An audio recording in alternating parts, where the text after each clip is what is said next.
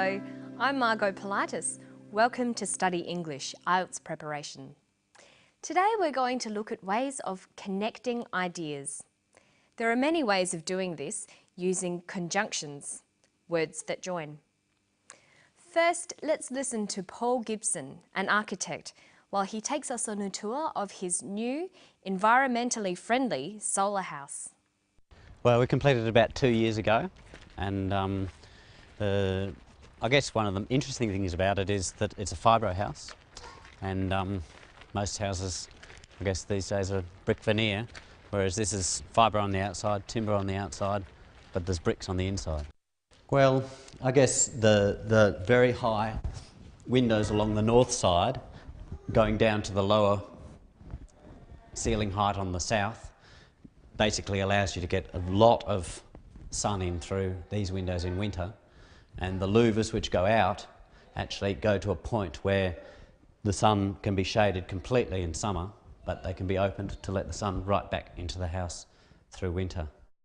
This house actually has two north faces. There's the north face of all the living rooms, 3 actually, and then the master bedroom has a north face, and the other bedrooms also have a north face.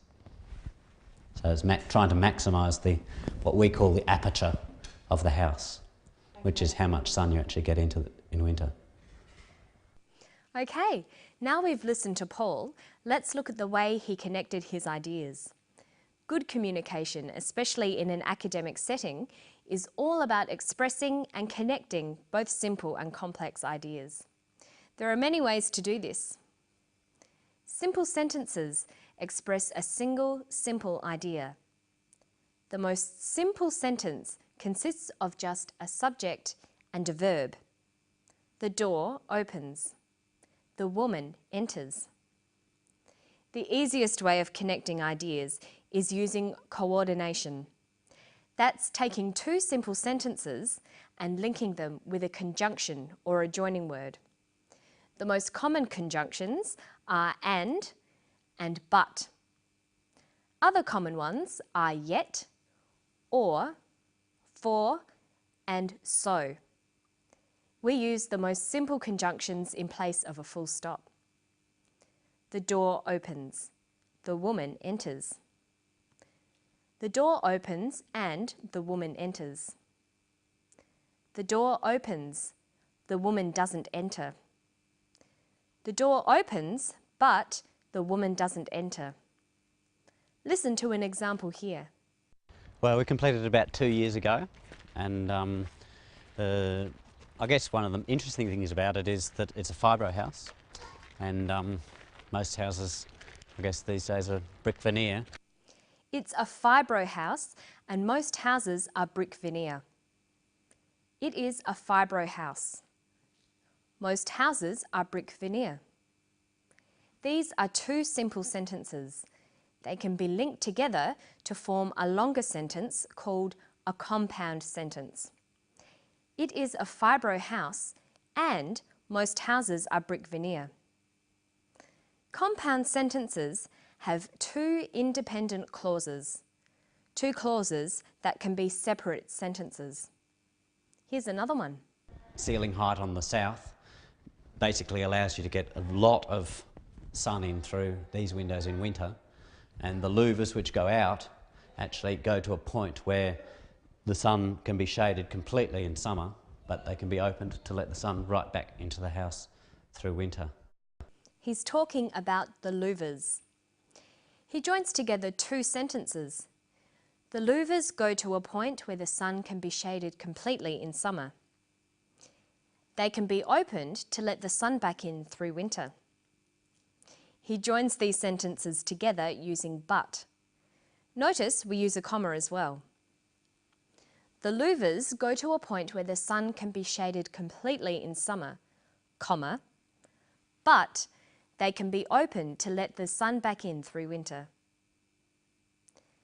The conjunctions and but can also be used to join words and phrases in lists. We separate words with commas and then use a final and. The house is made of fibro.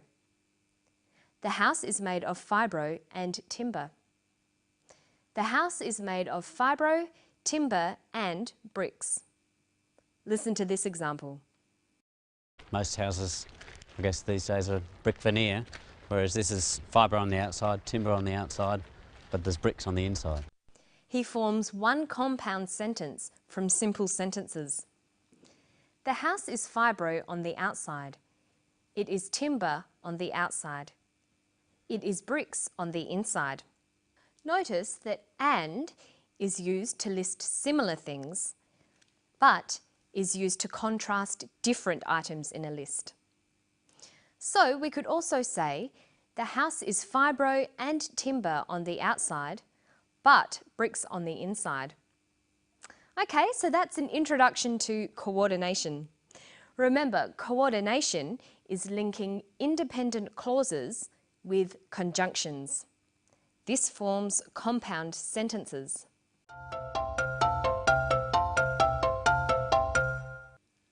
Another way to join ideas is using subordination. Subordination is linking an independent clause with a dependent clause to make a complex sentence. Dependent clauses are clauses that cannot exist separately in separate sentences. They need or depend on each other. We can form complex sentences in two ways. We can use relative pronouns, who, whose, which, where, or we can use conjunctions like because or whereas. When writing or speaking, it's important for you to practice using a variety of sentences. You'll need to use simple, compound and complex sentences. Here's another example.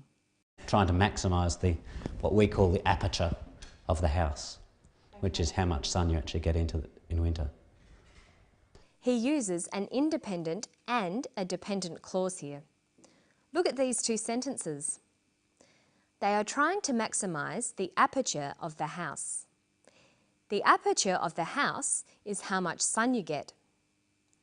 He joins these two sentences together with a relative pronoun. They are trying to maximise the aperture of the house, comma, which is how much sun you get. Now let's practice that.